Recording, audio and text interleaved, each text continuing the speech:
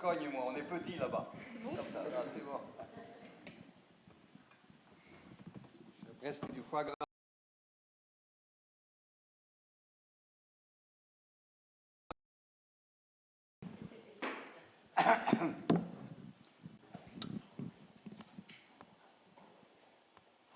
Non, je vais y arriver ou pas? M'installer.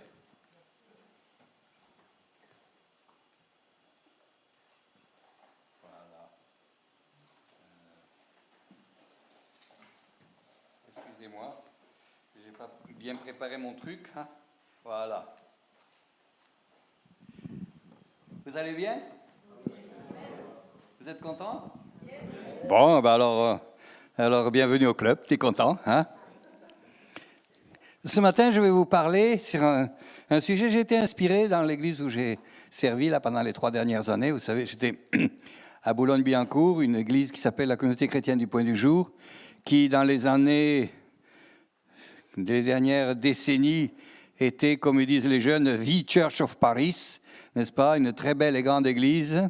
Puis des erreurs de casting après le décès du fondateur et l'église était dans une grosse crise. Et puis nous sommes 2 pasteurs retraités qui avons donné un peu de notre temps là-bas. Et ce fut un moment, 3 années, ça va faire 3 ans, ce fut un moment béni. Mais maintenant, on a trouvé un pasteur, il va prendre la relève, et moi je suis à nouveau libre.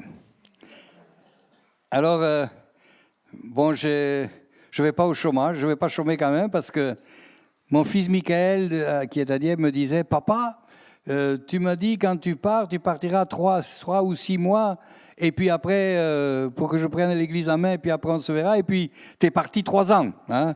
En même temps, il faut revenir. » Et Pascal n'a pas manqué non plus de prendre la possibilité. Il m'a dit « Papa, est-ce que tu es libre là au début août ?» Ouais, j'ai dit « Oui. » Vous voyez, c'est ça, hein, la vie. Les jeunes vont en vacances et les vieux doivent travailler. Hein? Hein? Et alors, donc, pendant ces dernières années, donc, j'ai été inspiré à traiter le sujet de la foi par rapport à des expériences de la vie de tous les jours. J'ai toute une série comme ça. Alors, je commence par le commencement et ce matin, je voudrais parler de notre foi au défi de l'épreuve. Vous savez, c'est bien de s'être converti, d'être venu à Jésus, d'avoir demandé pardon pour ses péchés, d'avoir reçu Jésus dans son cœur, d'avoir été rempli du Saint-Esprit, d'avoir été baptisé. Mais j'ai le regret de vous dire que ça ne veut pas dire que vous aurez à l'avenir 0 problème. Ça serait trop beau, n'est-ce pas? Ou peut-être pas. Hein? Voilà. Parce que la Bible dit de Jésus qu'il a appris l'obéissance par les choses qu'il a souffertes. Alors si même Jésus a dû passer par ce chemin, à bien plus forte raison que nous. Hein? Et puis je pense que nous devons aussi maintenant bien réfléchir comment nous voulons croire et comment nous allons vivre par la foi. Parce que je pense que les événements dont nous sommes témoins ces dernières années nous montrent que Jésus va bientôt revenir. Vous savez, quand est arrivée la pandémie, moi j'étais choqué. J'ai été choqué parce que c'est une pandémie qui attaque les poumons. Or moi, quand j'avais 10 ans, c'était dans un village pas loin de Toulouse, je me suis disputé et j'ai reçu un coup de couteau ici. Et du coup, après ça, j'ai le poumon gauche atrophié. Et quand j'ai vu qu'il fallait faire attention parce que le virus attaquait la respiration, j'ai eu 5 minutes de sueur froide, hein, si j'ose dire. Hein. Et alors, tout d'un coup, j'ai réfléchi, puis je me suis dit, mais c'est vrai, jusqu'à présent, les pandémies, c'était pour le Moyen-Âge, on parle bien de la peste, vous savez, ensuite, le tiers-monde, mais nous, on a une médecine tellement sophistiquée, n'est-ce pas, que nous n'avons pas à craindre de ça. Et voilà que, bam, on est menacés, nous ici qui avons la meilleure médecine au monde, et pire que ça encore, on nous dit tu restes à la maison et tu fais attention quand tu vois la grand-mère parce que si tu la contamines, tu vas la faire mourir et tu seras responsable. Hein? Alors ça a commencé, là j'ai commencé un petit peu à réfléchir.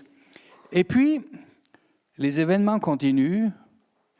Et ce que nous avons vécu là maintenant ces derniers temps me semble être un signe de Dieu. Il y a déjà un événement qui m'a, moi personnellement, un peu dégoûté, c'est l'Eurovision, où c'était une exposition charnelle de sexe à l'envers. Enfin, c'est vraiment quelque chose qui est... Moi, je trouvais ça dégoûtant. Je ne comprends pas que... Mais derrière tout ça, on voit aussi le talent. Mais alors maintenant, nous avons eu... La France est fière, une manifestation mondiale. La France se dit maintenant de pouvoir être un modèle. Et la France est en train de se mettre sous une malédiction et nous allons avoir besoin de la foi pour en sortir. Parce que lorsqu'on regarde d'abord les lois qu'on fait passer, maintenant concernant l'avortement, n'est-ce pas ? On est obligé de dire que c'est bien. À la limite, on peut être pour ou contre, mais là, on n'a plus le droit. Hein. Sinon, on est passible de la loi, puisque c'est maintenant dans la Constitution. Et quand j'ai entendu notre président dire, après cette fameuse rencontre entre le Sénat et l'Assemblée nationale, dire, voilà, nous avons fait une merveille, une décision merveilleuse, moderne, ce qu'on peut mieux faire aujourd'hui, au XXIe siècle, et nous voulons servir d'exemple pour tous les autres pays d'Europe, je me suis dit, Seigneur Jésus, il ne sait pas ce qu'il dit et ce qu'il fait. Ça a commencé. Et j'ai dit à tous ceux qui me connaissent autour, j'ai dit maintenant, le président de la République met la France sous la malédiction parce qu'on est en train de dire bien ce que la Bible dit mal. Et puis, on continue. Alors maintenant, nous avons une grande polémique. Et avant de vous justement amener ce message, je voulais dire cela. Je ne sais pas si ceux qui ont préparé ce magnifique spectacle, il faut le dire, au niveau artistique, la France a brillé par le talent au niveau d'un spectacle qui a été regardé dans le monde entier. Ne disons pas que c'est pas bien. Mais derrière ça, il y a un message qui, pour moi, n'est pas seulement l'œuvre du diable, est un avertissement à l'Église. Parce que il y a dans ce spectacle des codes qui ont fait réagir d'ailleurs, mais qui ne sont pas anodins. Et là, je me demande même si c'est ceux qui ont fait ce spectacle, s'ils savent ce qu'ils ont fait, ou si, comme quand ils ont crucifié Jésus, on peut dire « Père, pardonne-leur, car ils ne savent pas ce qu'ils font ». Il y a d'abord un cheval qui rappelle le chevalier de l'Apocalypse qui ouvre les sceaux du jugement de Dieu. Ensuite, il y a dans l'Apocalypse, il est question d'une prostituée ivre du sang des saints et qui blasphème. Ensuite, dans l'Apocalypse, il est écrit que celui qui se souille encore, et que celui qui se sanctifie encore. Eh bien voilà, et alors on nous a mis là toutes ces... Apparemment, il faut être tolérant, hein, parce que sinon, si vous n'êtes pas d'accord avec tout avec certaines positions érotiques, moi je dis heureusement que mes petits-enfants n'étaient pas là pour regarder ça, mais mes enfants auraient été là, j'aurais eu honte de faire voir ça à mes enfants. D'ailleurs, il y a des pères de famille qui m'ont dit, hein, ils ont été embêtés, il y a même des jeunes garçons qui ont dit, mais papa, mais c'est quoi ça voilà. Et voyez, chers frères et sœurs, des codes de l'Apocalypse nous sont mis sur la place publique par des gens qui se disent athées. Alors, moi je vais vous dire, chers frères et sœurs, il y a eu des protestations et c'est juste. Il faut que les chrétiens élèvent leur voix. Mais ne nous mettons pas à fond dans la protestation, parce que je vais vous dire une chose. Moi je crois, et j'ai envie de dire ainsi dit le Seigneur, Église du XXIe siècle, il faut que tu vois dans les temps où tu vis. Et le Seigneur est en train de montrer à son Église que ce que la parole prophétique a annoncé dans les prophètes de l'Ancien Testament, dans le Nouveau Testament, quand Jésus en parle, dans l'Apocalypse, eh bien, maintenant, l'Église doit savoir, oui, Jésus revient bientôt. Et c'est pour cela que l'Église, maintenant, ne doit pas... Parce que j'ai vu, vous savez, les commentaires, là, on est beaucoup négatifs là-dessus. Et c'est vrai, les chrétiens, on est un peu blessés. Mais c'est vrai que c'est pas bien. Mais c'est pas ça que nous devons retenir, nous. Nous devons retenir ce que Dieu est en train de nous dire. Les païens nous mettent devant le nez et devant le monde entier les codes de l'Apocalypse qui annoncent ce qui va se passer quand Jésus va revenir. N'est-ce pas merveilleux, ça? Voilà. Bon, ça, c'était ma petite introduction qui m'a coûté 5 minutes de mon message. Bon, voilà. Je vois Yves qui dit oui. Vous êtes d'accord, toi, hein? Voilà. Mes chers frères et sœurs, d'un autre côté, je me suis dit, lorsque nous sommes allés en Hollande, là, pour un séminaire, dans le monde entier, il y a des prophètes qui disent, Dieu va visiter la France. Dieu va envoyer une onction du Saint-Esprit sur la France. Alors, je voudrais vous inviter, chers frères et sœurs, à ce que nous nous focalisions sur ce que Dieu veut faire. Le diable, qu'il aille au diable, comme on dit, hein? Il va continuer à faire le mal, mais nous, l'Église, nous voulons maintenant nous focaliser sur ce que Dieu veut faire. Dieu a un plan pour l'Église. Dieu a un plan pour notre vie. Et maintenant, nous devons intérieurement, chers frères et sœurs, vraiment nous rapprocher encore plus. C'est le Saint-Esprit agir plus puissamment afin que la victoire dont nous avons chanté dans ces beaux cantiques. Merci Myriam, tu nous as fait passer un bon moment dans la présence du Seigneur. Je la connais depuis longtemps, je la connais pitchounette comme on dit. Hein. Voilà, mais sans la foi, dit l'Épître aux Hébreux, il est impossible de plaire à Dieu. Ce n'est pas la religion. C'est pas d'être catholique, apostolique, évangélique, orthodoxe, protestant, tout ce qu'on voudra. Pas l'étiquette. C'est ce qu'il y a dans la bouteille qui compte, hein, comme on dit chez nous dans le sud-ouest. Hein. On a aussi du bon vin dans le sud-ouest. Hein. Surtout pour manger le foie gras. Un bon vin blanc, bien doux, bien frais. Hein. Bon, c'est pas encore l'heure du repas. Francis parle de la parole de Dieu maintenant. Hein. Notre foi, le fondement de notre foi, c'est la parole de Christ, nous dit Romains 10. Notre foi ne doit pas être fondée sur ce que disent les informations, les médias ou le savoir scientifique, mais sur ce que dit la parole de Dieu. Hébreux 11 dit, sans la foi, il est impossible de plaire à Dieu. La foi est, pour ceux qui s'approchent, c'est de croire que Dieu existe. C'est croire aussi que Dieu est le rémunérateur. C'est un terme un peu technique. Ça veut dire celui qui va donner la gratification. Ça, c'est sur ces bases-là que la foi. Alors j'aimerais maintenant, à l'aide de 3 versets, parler de 3 attitudes dont parle la parole de Dieu sur 3 versets. 1. Dans Jacques 1, versets 2 à 4, l'attitude dans l'épreuve. Deuxièmement, 1 Pierre 1, 7, le temps de l'épreuve. Et troisièmement, 2 Pierre 2, 9, la délivrance de l'épreuve.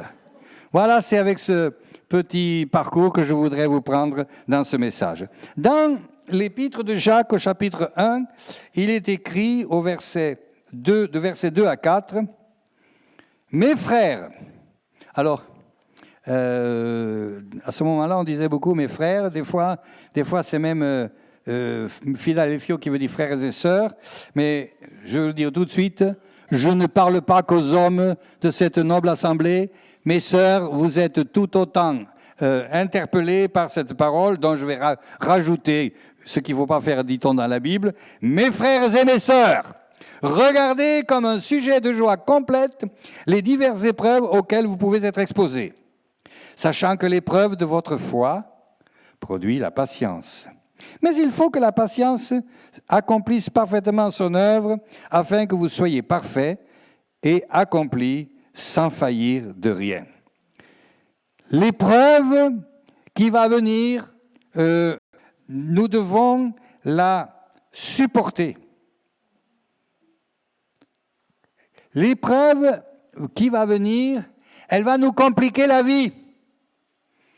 Et là est la grande question, maintenant que l'épreuve vient me compliquer la vie, qu'est-ce que je fais? Qu'est-ce que je fais au bon Dieu pour qu'il m'arrive ça? Puis Seigneur, il n'y a que moi qui suis comme ça, et puis... Hein? Non, ça ne se dit pas ici, ça se dit dans le Sud. Hein?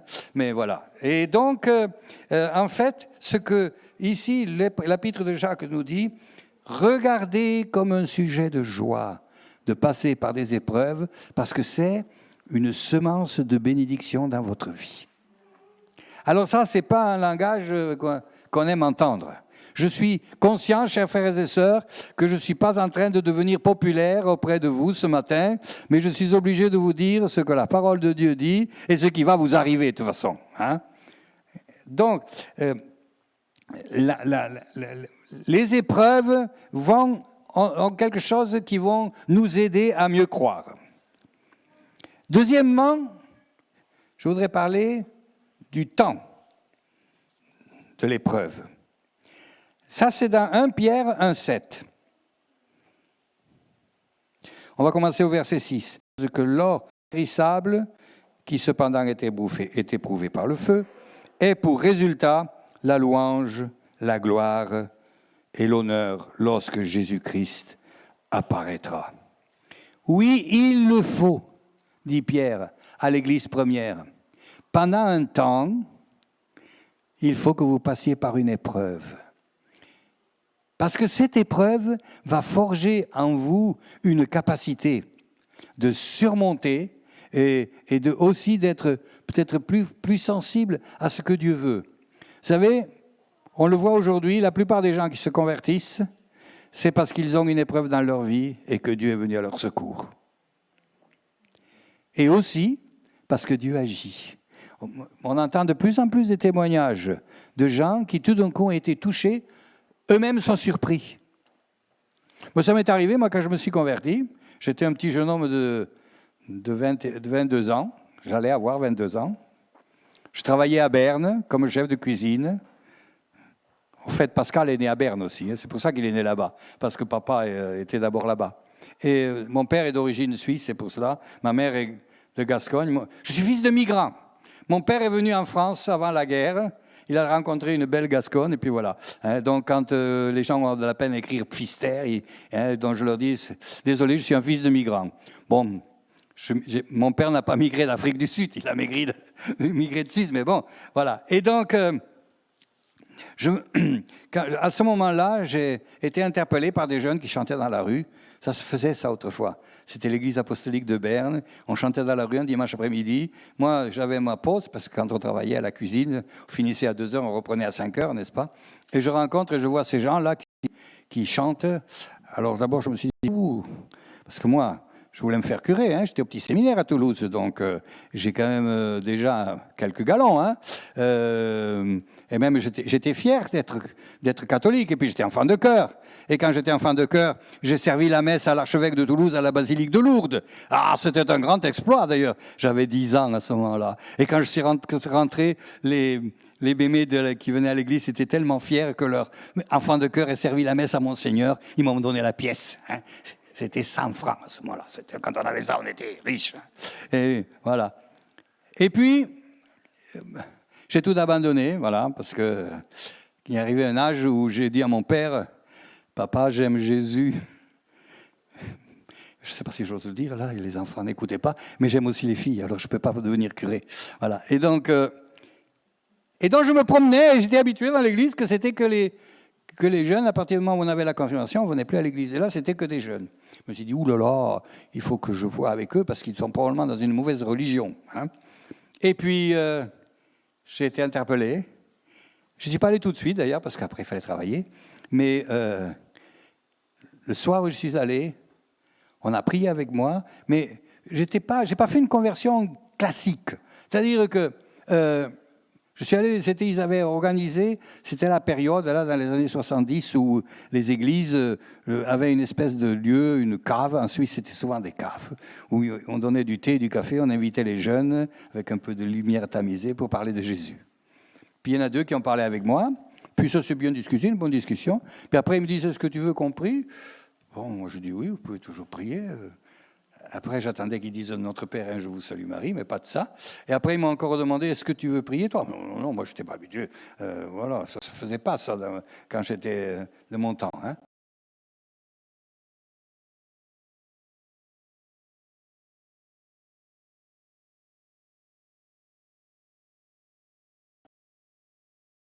Que quand je suis sorti, pour rentrer chez moi, habituellement, il fallait prendre le bus, mais j'étais tellement euphorique que je sautais de joie et je suis parti sans... j'ai pas pu prendre le bus parce que même les gens, ils ont dû se dire, celui-là, il a dû lever quelques bonnes bières, hein, voilà. Hein, et ça ne m'a plus quitté.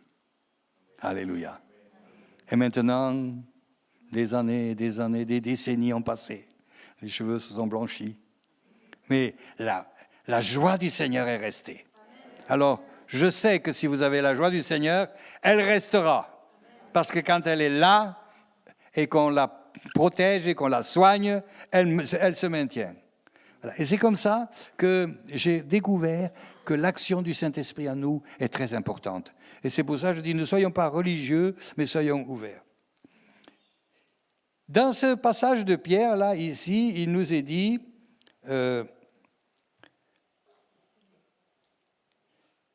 que l'épreuve de votre foi, plus précieuse que l'or, est éprouvée par le feu, et pour résultat la louange et la gloire quand Christ apparaîtra. Il y a un temps de l'épreuve qui conduit à la gloire. L'épreuve n'est pas là pour nous tuer. Et ça, je dirais, c'est ça qui fait la différence à l'épreuve qui vient de Dieu et l'épreuve qui vient du diable. Le diable, il veut nous casser, il veut nous détruire. Dieu permet des choses, mais à un moment donné, nous allons le voir un peu plus tard avec l'exemple de Job, à un moment donné, eh bien, il nous relève. Et troisièmement, je voudrais parler de la délivrance de l'épreuve. C'est dans 2 Pierre, chapitre 2 et verset 9, que nous pouvons lire. Le Seigneur sait donc délivrer de l'épreuve les hommes pieux et réserver les injustes pour être punis au jour du jugement. Le Seigneur sait délivrer de l'épreuve. Alléluia. L'épreuve, c'est pas pour toujours. Quand elle vient de Dieu, l'épreuve, elle n'est pas là pour nous assujettir ad vitam aeternam dans la difficulté, mais pour nous soutenir, nous sortir. Et je voudrais ce matin dire, si quelqu'un ici est venu ici en disant « Oui, moi aussi, je suis un peu éprouvé dans ma vie », eh bien, je voudrais te dire, il y a un temps pour l'épreuve. Le diable n'aura pas droit sur nous. Et l'épreuve ne gagnera pas. Le Seigneur veut nous en délivrer.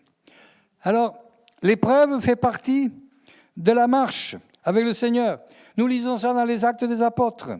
Nous lisons que les apôtres servant le Seigneur avec larmes au milieu d'épreuves que suscitaient les embûches des Juifs. Dans Jean, Jésus dit, vous pleurerez et le monde se réjouira. Mais votre tristesse se changera tôt ou tard en joie. Alléluia. Jean 17, 14, Jésus prie Pierre, Père, je leur ai donné ta parole et le monde les a haïs. Jean 16, 33. Je vous dis ces choses afin que vous ayez la paix en moi. Vous aurez des tribulations dans le monde. Mais prenez courage. J'ai vaincu le monde, dit Jésus. Alléluia. Et lorsqu'on regarde la Bible, en fait, nous trouvons des versets bibliques. Les uns parlent de la bénédiction, de la guérison et de la protection. Et d'autres versets nous parlent d'épreuves, de souffrances et de persécutions.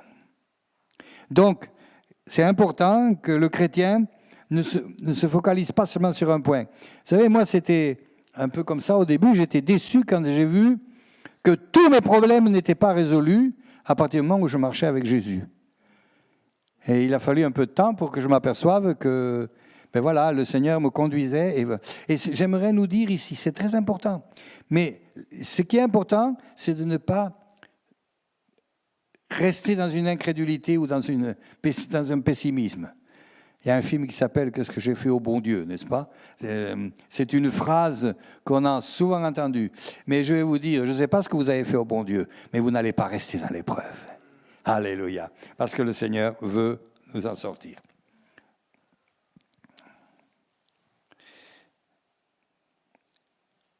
Maintenant, j'aimerais vous donner un petit exemple dans cette dernière partie de mon message sur, justement, l'épreuve d'un homme qu'on appelle Job.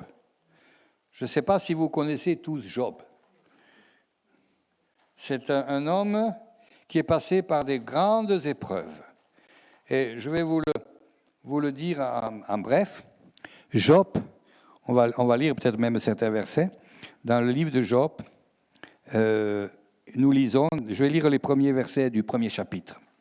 Il y avait dans le pays d'Ouz un homme qui s'appelait Job, et cet homme était intègre et droit, il craignait Dieu et se détournait du mal.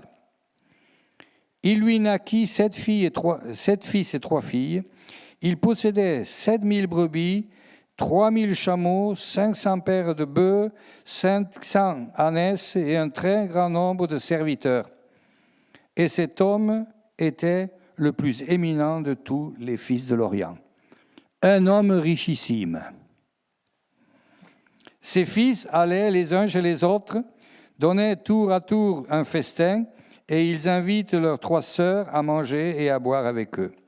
Et quand les jours de festin étaient passés, Job appelait et sanctifiait ses fils, puis il se levait de bon matin, et offrait pour chacun d'eux un holocauste, car Job disait « Peut-être mes fils ont-ils péché et qu'ils ont offensé Dieu dans leur cœur. » C'est ainsi que Job avait coutume d'agir. Là, on voit dans un homme, alors vraiment, là, on peut être jaloux. Hein? Il a tout. Il est un bon croyant et il est richissime. Il a une famille bénie, tout va bien. Et il nous est dit, verset 6, « Or, les fils de Dieu vinrent un jour se présenter devant l'Éternel, et Satan vint aussi au milieu d'eux. » Ici, c'est un terme qu'on trouve pour la première fois dans la Bible. Les fils de Dieu veut dire les anges. Hein? Les anges sont là.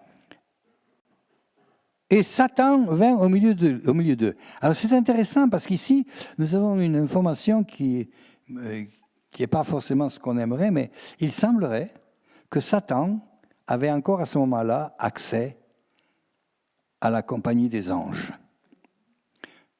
Il semblerait que Dieu ne l'avait pas éjecté définitivement, comme ce sera plus tard le cas. Nous le voyons dans les paroles de Jésus qui dit « Je voyais Satan tomber comme un éclair lorsque les disciples reviennent après avoir guéri des malades et chassé des démons. » Et nous lisons aussi dans l'Apocalypse des passages qui parlent de ça. L'Éternel dit à Satan, « D'où viens-tu » Et Satan répondit à l'Éternel, « De parcourir la terre et de m'y promener. » L'Éternel dit à Satan, vous voyez quel hypocrite Satan, dans le promener, c'est allé me faire une petite balade, alors qu'il est allé pousser des gens à faire du péché. Hein? As-tu remarqué mon serviteur Job? Il n'y a personne comme lui sur la terre. C'est un homme intègre, droit, craignant Dieu et se détournant du mal. Et Satan lui dit, attention, chers frères et sœurs, parce qu'ici, je sais, pas chez vous parce que je ne vous connais pas assez, mais j'ai déjà vu même des chrétiens qui sont dans ce schéma-là que Satan décrit. Est-ce, Satan dit à Dieu, d'une manière désintéressée que Job craint Dieu? Vous pensez que Timothée et Lydia, ils aiment Dieu parce qu'ils sont désintéressés? Hein? Allez, je me suis permis de les prendre comme cobayes. Hein? Ne l'as-tu pas protégé? Lui, tout ce qui est à lui, tu as béni l'œuvre de ses mains, et ses troupeaux couvrent le pays. Mais étends ta main, touche à ce qui lui appartient, et je suis sûr qu'il te maudit en face. Satan ose dire à Dieu, je suis sûr que si Dieu ne te donne pas les bénédictions, il va te maudire. Chers frères et sœurs, attention, c'est un avertissement que cette parole nous donne. Ne pas aimer Dieu seulement pour les bénédictions. Et si Dieu, parfois, ne fait pas comme nous on voudrait, attention, parce que Satan connaît ici l'être humain. Et je peux vous dire, bon, ici, il n'y a personne qui fait ça. Hein, bon, toute ressemblance ne serait le fait que de pure coïncidence, comme on dit le proverbe, n'est-ce pas? Mais j'en ai vu ailleurs. Et des fois, oui, je ne vais pas en dire plus. Et donc, il nous est dit ici que Satan dit à Dieu, il t'aime de façon intéressée. Il t'aime pour les bénédictions. Mais mets sur lui des épreuves et tu vas voir. Et nous lisons que Dieu a donné l'autorisation à Satan de faire du mal à Job. L'Éternel dit à Satan, voici, tout ce qui lui appartient, je te le livre, seulement ne porte pas la main sur lui devant la face de l'Éternel. Et il est allé tourmenter Job. Et la Bible nous dit que Job a été tourmenté et a commencé à être malade, à perdre sa famille et tout ça. Je résume un petit peu. Et nous lisons au verset 9 que la femme de Job rentre exactement dans le schéma qu'avait pronostiqué Satan. Sa femme lui dit, « Tu demeures ferme dans ton intégrité? Maudit Dieu et meurs !» Mais Job lui répondit, « Mais ma chérie, ça c'est moi qui le mets, ma chérie, hein, c'est ce que je dirais à ma femme, moi, hein. Mais, tu parles comme une femme insensée. Quoi? Nous recevrons de Dieu le bien et nous ne recevons pas aussi le mal. En tout cela, il ne pécha point par ses lèvres. » Et finalement, nous lisons que Job a tout perdu. Alors ici, nous avons un texte qui est, bon, ça mériterait toute une exégèse sur le combat spirituel, sur l'œuvre du diable, etc., sur ce que Dieu permet. Mais je voulais seulement relever à ça. Voilà un homme qui a été très éprouvé. Et j'aimerais maintenant que nous arrivions à la fin du livre de Job et que nous lisions comment ça se termine. Parce que finalement, ce que nous pouvons voir ici dans cet exemple, et je voudrais nous le dire, que c'est aussi quelque chose qui pourrait arriver, parce que ça c'est en fait ce que je voudrais à la fin dire sur le sens de l'épreuve, n'est-ce pas? Nous lisons Job, alors il a passé il y a 40 chapitres. Ses amis qui le conseillent mal, vous savez, les amis des fois, ils sont venus pour le consoler, et puis ils avaient d'abord le cœur. Ça, c'est très aussi quelque chose qui arrive des fois dans l'Église. Je ne sais pas si ça ne peut pas vous être arrivé, parce qu'ici, ça n'est pas possible. Mais les amis arrivent pour consoler le pauvre Job qui est en difficulté, et quand ils le voient dans l'état où il est, il commence à sortir la doctrine. Dis donc, quel péché as-tu fait pour qu'il t'arrive ça? Ah non, mais je n'ai pas péché. Oh, c'est pas possible. Non, tu as dû faire quelque chose. Vous savez, quand des gens sont éprouvés, il faut faire attention. Dans les moments d'épreuve, est-ce qu'on va soutenir les gens ou les juger? Vous savez, j'ai parlé un petit peu, j'ai effleuré les choses de l'avortement. Vous êtes aussi, vous, tous contre l'avortement? Vous êtes d'accord? L'avortement, c'est pas bien? Vous êtes oui? Oui, dites-moi oui si vous êtes contre l'avortement. Oui? Alors attention, je vous ai piégé là, vous ne saviez pas ce que j'allais vous dire. Si tu es prêt, si tu es contre l'avortement, tu dois te préparer à aider des jeunes filles célibataires enceintes. Ça, c'est ce que l'Église doit. Parce que c'est trop facile. Je suis contre, oui. Mais qu'est-ce que je fais quand j'ai quelqu'un comme cela qui vient? Ah, voilà, ça c'est... nous avons été confrontés, nous, Anne et moi, quand on était à Épinay encore, quand on était pasteur à la rue Turgot, dans le 9e. Il y a une jeune Pakistanaise qui est venue faire des études ici, qui était chrétienne et tout ça. Et puis, elle a... Bon, ouais, puis... elle Elle a fait un master, je crois, hein, donc quelque chose de bien, une fille très intelligente.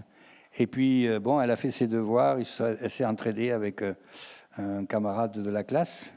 Elle est pakistanaise, lui éthiopien. Hein. Bon, et puis, voilà, loin de la famille, tout seul, il y a un bébé qui est arrivé. Et puis, quand elle a eu fini ses études, brillamment d'ailleurs, elle n'a pas voulu repartir parce qu'elle savait que si elle rentrait au Pakistan comme cela, déjà dans l'église, ça c'est inacceptable. Aucun chrétien au Pakistan ne mariera une fille qui a déjà un gamin. Dans l'église, elle aurait été la pécheresse de l'église. La fille aurait été une petite bâtarde. Hein. Et puis, ça c'est le moindre mal. Le pire, c'est après avec le voisinage. Les musulmans disent, vous voyez, les chrétiennes, c'est des putes. Donc elle aurait pu être violée et tout ça. Les parents seraient insultés, tout ça. Donc elle ne pouvait pas rentrer.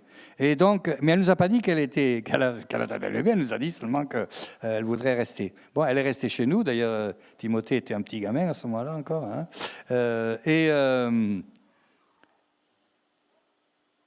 Le temps a passé, et puis un jour, elle nous a caché quand même la grossesse. Elle a réussi, on ne s'en est pas aperçu. Personne ne s'en est aperçu.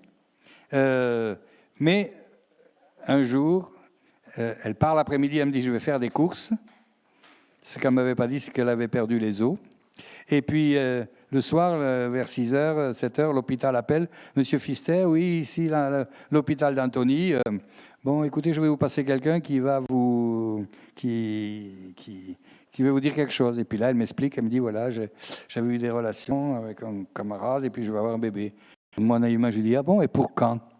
Elle me dit « ce soir. » Quand ma femme, après, est rentrée, elle était aumônier d'hôpital à ce moment-là. Quand elle est rentrée, je lui ai dit « chérie, assieds-toi, parce que j'ai quelque chose à te dire sur Edna, tu n'en reviens pas. » Bon, et puis, on a expliqué. Voilà, bon, on a vu ça. Et après, c'était le samedi soir. Je prépare le culte du lendemain. Et puis, je me dis d'abord, bon, au culte, on la connaissait un peu, puisqu'elle venait quand même de temps en temps. Et puis après, je me suis dit, qu'est-ce qu'on fait maintenant? On est samedi soir, un bébé va naître chez quelqu'un qui est chez nous. Je ne vais pas la mettre dehors. Mais, vous avez déjà vu ça? Des gens qui attendent un bébé qui va arriver, et pas la moindre petite layette, rien de préparé. Mais alors, ce qui s'appelle rien. Alors... voilà, donc le samedi soir, avec Anne, on s'est dit, bon, qu'est-ce qu'on va faire? Alors on a dit, bon, en tout cas, on va prendre soin de la maman et de l'enfant. C'est la moindre des choses pour un pasteur, n'est-ce pas? Même si après, il y a des bons chrétiens, même un pasteur bienveillant qui m'a dit, tu la gardes chez toi? J'ai dit, oui, pourquoi? Mais tu ne peux pas garder chez toi quelqu'un qui t'a menti. J'ai dit, oui, mais la petite. Et là, je vois, vous savez... la compassion, on a vite fait de l'oublier. Hein. Alors, moi, avec ma femme, c'était clair. On n'allait pas mettre une femme normale dans ces établissements où il y a les femmes battues et tout ça, bref. Et puis la petite, hein. Voilà. Et puis la petite est née, bon, et puis finalement, on l'a pris chez nous. Alors, le lendemain, à l'église, il fallait l'annoncer, ça. C'est quelqu'un qui était chez le pasteur. On n'en est pas compte. Et qui a un bébé sans papa. Hein. Enfin, pas tout à fait sans papa, mais enfin bon. Et puis on a dit, voilà, ben écoutez, on espère que... mais maintenant, il y a une femme en détresse, un enfant qui n'a rien demandé. On voudra prendre soin de lui, mais seulement voilà, on n'a rien préparé. Et puis, vous savez tout ce qu'il faut pour un bébé. Hein. Mais comme il y avait des gens qui avaient eu des bébés... là, la chose, je savais qu'il y avait des gens qui avaient... Alors je dis peut-être que vous avez encore poussette, habit, tout ce que vous avez de bébé, tout ça. Si vous avez ça dans une armoire, ne le laissez pas dans l'armoire. Amenez-le, ça pourrait rendre service. Savez-vous quoi? En 1 heure, on avait tout ce qu'il fallait pour le petit enfant. Là, j'ai dit, je suis fier d'être pasteur d'une église comme ça. Et puis, ben voilà, ça c'est ce qu'il fallait faire. Et je vais vous dire, chers frères et sœurs, c'est ce que nous devons penser. Parce que c'est facile d'avoir des positions. Mais après, maintenant, quand après il va y avoir des conséquences et que notre charité va être sollicitée, là, tout d'un coup, voilà. Hein, c'est plus facile. Moi, je crois que c'est un péché. Oui. Voilà. Et donc, chers frères et sœurs, c'est seulement pour vous dire que il est important que quand on marche avec le Seigneur, eh bien, on soit prêt aussi à vivre l'amour. Et là, donc, les amis ont fait de la doctrine et on dit c'est pas possible, t'es pas bien, tout ça. Et puis après, on voit dans ce chapitre de Job qu'il a désespéré, à un moment donné même il a déprimé, il a maudit le jour où il est né, etc. Vous imaginez un milliardaire qui arrive à maudire le jour où il est né, hein? C'est incroyable, hein? Mais c'est là on voit dans quelle épreuve il s'est retrouvé. Et qu'il savait. Il savait, d'abord, il faut que Satan apprenne que non, tous les croyants qui aiment Jésus ne sont pas des hypocrites, et quand de d'un coup viennent des problèmes, ils resteront fidèles. Ça, c'est ce que nous dit ce passage. Et à la fin, alors là, à la fin, c'est merveilleux, parce que il nous est dit que, Job, à la fin, il dira à Dieu, bon, moi je ne comprends pas ce qui est arrivé, mais voilà, je continue à te faire confiance. Et il y a ce fameux verset dans le début du chapitre 42, « Mon oreille avait entendu parler de toi, mais maintenant mon œil te voit. C'est pourquoi je me repens. » Et ça, chers frères et sœurs, c'est ça, le but du Seigneur avec l'épreuve, que nous ayons entendu parler de lui et qu'à la fin, nous le voyons. Et pour terminer, parce que Dieu récompense tout le temps. Quand vous allez arriver au ciel, vous n'allez pas pouvoir faire un reproche au Seigneur. Vous connaissez la petite histoire. Quelqu'un qui arrive au ciel et puis il revoit sa vie et puis il voit qu'il y a des traces de pas c'est une image, dans le sable, et il y a deux personnes, une côte à côte. Et il demande à Dieu, c'est quoi là? Il dit, ça c'est moi qui t'accompagnais, les pas. Et puis tout d'un coup, il n'y a plus que 2 pas. Il n'y a plus l'autre trace. Et la personne qui arrive là au ciel dit, et là, à ce moment-là, où j'ai eu les plus gros soucis, les plus grosses misères de la vie, je vois que tes traces ne sont plus là. Et là, Jésus lui dit, non, non, non. Ce que tu vois, ce sont mes traces parce qu'à ce moment-là, je te portais.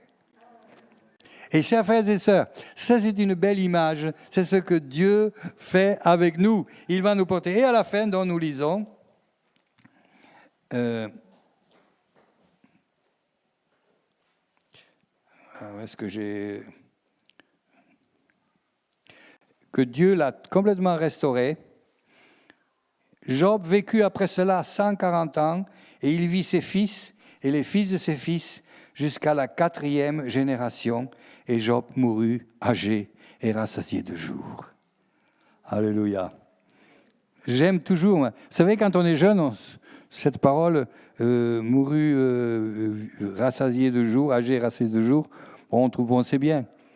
Mais là, le 22 juillet, j'ai fait mes 75 printemps, comme on dit. Alors je commence aussi à dire, ah oui, c'est quand même bien que Dieu continue à me donner des jours quand même, et me rassasie de jours encore. Bon, ça c'était mon petit témoignage personnel, n'est-ce pas? Vous en savez un petit peu plus sur ma petite vie. Ce que nous voyons au travers de ce message que je voulais vous amener, c'est la bonne attitude. Les épreuves de la foi produiront de la sagesse dans nos vies. Le temps de l'épreuve, après être passée, produira la louange, la gloire et l'honneur, et nous, lorsque Jésus-Christ apparaîtra. Nous préparons son retour. La délivrance de l'épreuve, le Seigneur délivre de l'épreuve. L'épreuve est une école nécessaire. 1 Pierre 4, 12. J'arrive à la fin de mon message.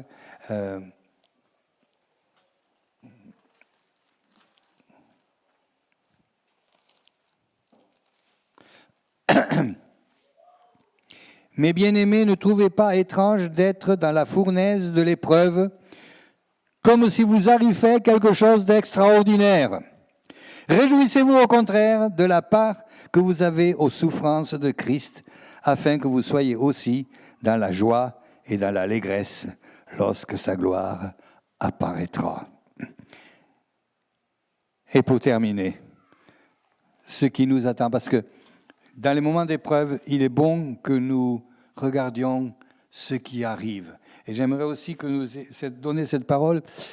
Oui, le monde ne va pas bien. Comme je vous l'ai dit au début, le gouvernement n'a pas mis des lois qui vont apporter la bénédiction. Et d'ailleurs, on ne sait pas trop qui va nous gouverner maintenant. Nous allons assister à des bagarres sans pareil.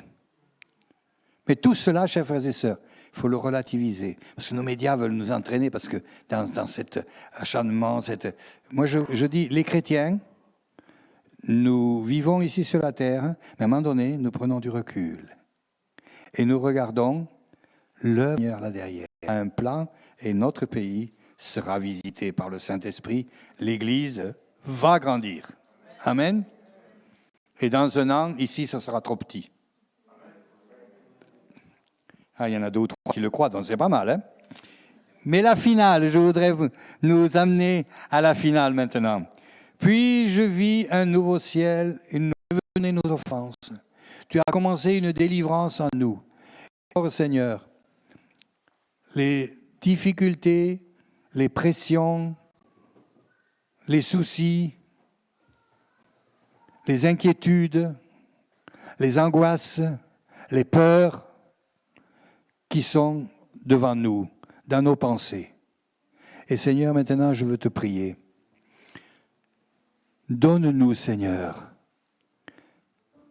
que nous puissions comprendre ta présence au milieu de nous. Merci, Seigneur, pour une action puissante du Saint-Esprit. Et nous voulons le dire ensemble, Seigneur. Nous croyons que tu nous délivreras de toute épreuve. Nous croyons que tu nous délivreras de toute maladie. Nous croyons que tu béniras toutes nos familles. Seigneur, merci, parce que nous vivons avec un Dieu qui est un Dieu d'amour, qui est un Dieu puissant pour aimer, pour sauver, pour délivrer et pour bénir. Et maintenant, chers frères et sœurs, je vous bénis au nom de Jésus.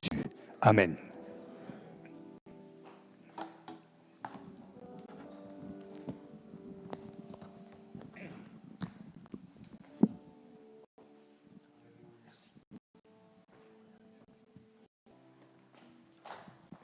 Amen. Merci Francis. Alors avant de nous quitter, on va prendre un dernier chant et puis je vous souhaite à toutes et à tous une très bonne semaine. Soyez bénis.